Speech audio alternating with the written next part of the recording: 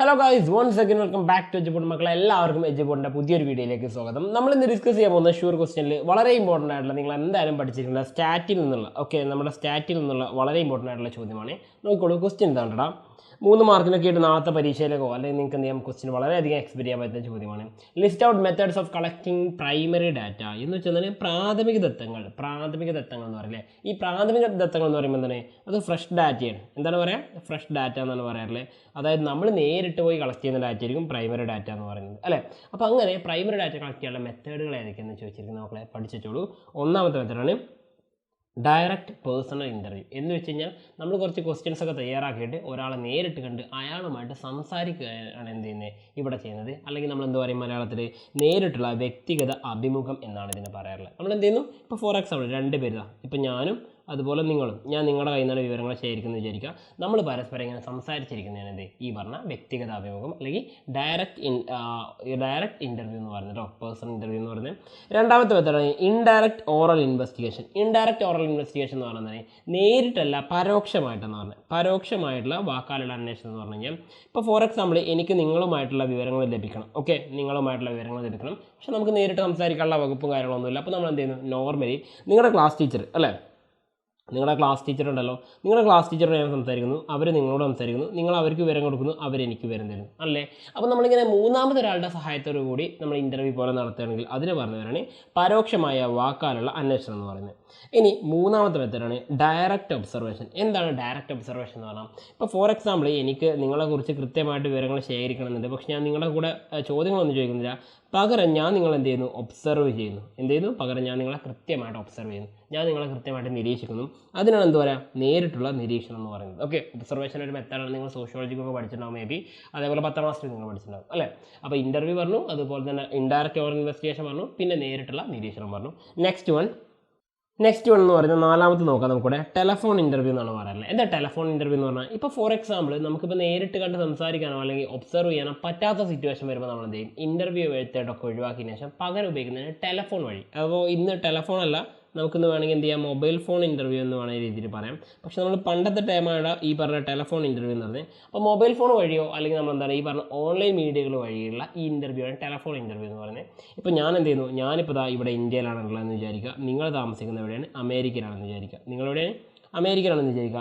ഭൂമിയുടെ പകുതിയോളം ദൂരം ഉണ്ടല്ലേ അങ്ങോട്ട് പോകാൻ. അപ്പോൾ ഞാൻ എന്ത് ചെയ്യുന്നു, നിങ്ങളുടെ കയ്യിൽ നിന്ന് ഞാൻ നിങ്ങളുടെ കയ്യിൽ നിന്ന് വിവരങ്ങൾ ശേഖരിക്കുന്നുണ്ടെങ്കിൽ, നിങ്ങൾ എനിക്ക് വിവരങ്ങൾ തരുന്നുണ്ടെങ്കിൽ, അത് നമ്മളൊരു ടെലഫോൺ വഴിയാണ് ചെയ്യുന്നതെങ്കിൽ നമ്മളെന്ത് ചെയ്യുന്നത്, ഒരു ടെലഫോണോ മൊബൈൽ ഫോണോ അല്ലെങ്കിൽ ഈ പറഞ്ഞ ന്യൂ ജനറേഷൻ ആപ്പുകളായിട്ടുള്ള നമ്മൾ പറഞ്ഞ ഗൂഗിൾ മീറ്റോ അങ്ങനെ എന്ത് വഴി, സൂം വഴിയൊക്കെയാണ് നമ്മൾ, അല്ലെങ്കിൽ ടീംസിൻ്റെ മീറ്റോ അങ്ങനെ എന്തെങ്കിലും വഴിയാണ് ചെയ്യുന്നതെങ്കിൽ നമ്മളതിന് പറഞ്ഞുതരാണ് ടെലഫോൺ ഇൻ്റർവ്യൂ എന്ന് പറയുന്നത്, അല്ലെങ്കിൽ ടെലിഫോൺ വഴിയുള്ള അഭിമുഖം എന്ന് പറയുന്നത്. അപ്പോൾ 4 മെത്തേഡുകൾ നമ്മൾ പഠിച്ചല്ലോ. ഇനി 5ാമത്തെ നോക്കിക്കോളൂ, mailed questionnaire and schedules. Okay, പലപ്പോഴും നമ്മൾ തെറ്റിദ്ധരിക്കുന്ന കാര്യമാണ് ക്വസ്റ്റ്യനെയറും ഷെഡ്യൂളും തമ്മിൽ കേട്ടോ.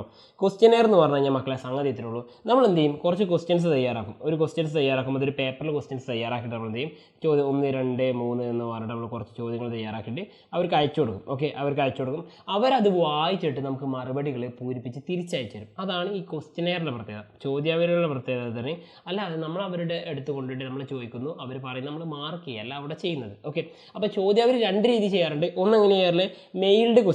അതെങ്ങനെ മെയിൽ ചെയ്യുക, 2 രീതി ചെയ്യാം. ഒന്നുകിൽ എന്ത് ചെയ്യാം, ഇമെയിൽ വഴി ചെയ്യാം, അല്ലെങ്കിൽ നമുക്ക് എന്ത് ചെയ്യാം, പോസ്റ്റിലായിട്ട് അയച്ചു കൊടുക്കുകയും ചെയ്യാം.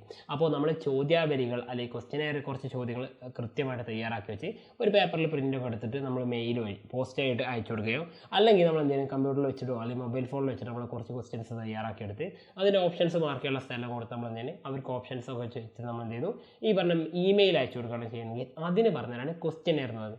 അപ്പോൾ ഷെഡ്യൂൾ എന്താ, ഷെഡ്യൂൾ എന്ന് പറഞ്ഞാൽ അങ്ങനെയല്ല. ഇപ്പം നമ്മൾ എന്ത് ചെയ്തു, നേരിട്ട് അവരുടെ അടുത്ത് പോകുന്നു, നമ്മൾ ഓരോ കാര്യങ്ങൾ ചോദിക്കുന്നു, എന്നിട്ട് നമ്മൾ തന്നെ പേപ്പറിൽ മാർക്ക് ചെയ്യുന്നു. അവിടെ എന്തായിരിക്കും പ്രത്യേകത, യെസ് ഓർ നോ ക്വസ്റ്റ്യൻസിനേക്കാൾ കൂടുതലായിട്ട് ഉത്തരങ്ങൾ മാർക്ക് ചെയ്യാൻ വലിയ കുറേ ഓപ്ഷൻസ്, ഡിസ്ക്രിപ്റ്റീവ് ആയിട്ടുള്ള കാര്യങ്ങൾ നമുക്ക് എഴുതാം. അപ്പോൾ പരീക്ഷയ്ക്ക് ഒരു ചോദ്യം കൂടി അവിടെ നിന്ന് പ്രതീക്ഷിക്കാം, എന്താണ് ഷെഡ്യൂളുകളും ക്വസ്റ്റ്യനും തമ്മിലുള്ള വ്യത്യാസം എന്ന് പ്രതീക്ഷിക്കാം കേട്ടോ.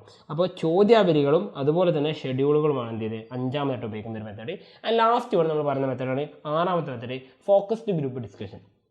എന്ന് വെച്ചാൽ എന്താ, അല്ലെങ്കിൽ ഫോക്കസ് ഗ്രൂപ്പ് ഡിസ്കഷൻ എന്ന് പറയും. സിമ്പിളായിട്ട് പറഞ്ഞു കഴിഞ്ഞാൽ മക്കളെ ഇത്രേ ഉള്ളൂ. ഇപ്പോൾ ഫോർ എക്സാമ്പിൾ ഒരു വിവരത്തെക്കുറിച്ച് കൃത്യമായിട്ട് അതിനെക്കുറിച്ച് അറിയുന്ന ആൾക്കാരുണ്ടാവും അല്ലേ. ഇപ്പോൾ ഒരു ഉദാഹരണം പറയുകയാണെങ്കിൽ, യെസ് എമ്പുരാൻ എന്ന് പറഞ്ഞ പുതിയൊരു സിനിമ റിലീസ് ചെയ്യാൻ പോകുന്നു അല്ലേ. എമ്പുരാൻ എന്ന് പറഞ്ഞ പുതിയൊരു സിനിമ റിലീസ് ചെയ്യാൻ പോകുന്നത്. അപ്പോൾ ഈ എമ്പുരാൻ സിനിമയെക്കുറിച്ചുള്ള വിവരങ്ങൾ അറിയണമെങ്കിൽ എന്ത് ചെയ്യണം, അതിൻ്റെ അണിയറയിൽ പ്രവർത്തിച്ച ആൾക്കാരുണ്ടാവും അല്ലേ. അതിൻ്റെ അണിയറയിൽ പ്രവർത്തിച്ച ആൾക്കാരുണ്ടാവും, അവരുമായിട്ട് സംസാരിച്ചിട്ടേ കാര്യമുള്ളൂ അല്ലേ. അപ്പോൾ എന്താ ചെയ്യുന്നത്, ഇവർ തമ്മിൽ ഒരു സംസാരണം വേണം.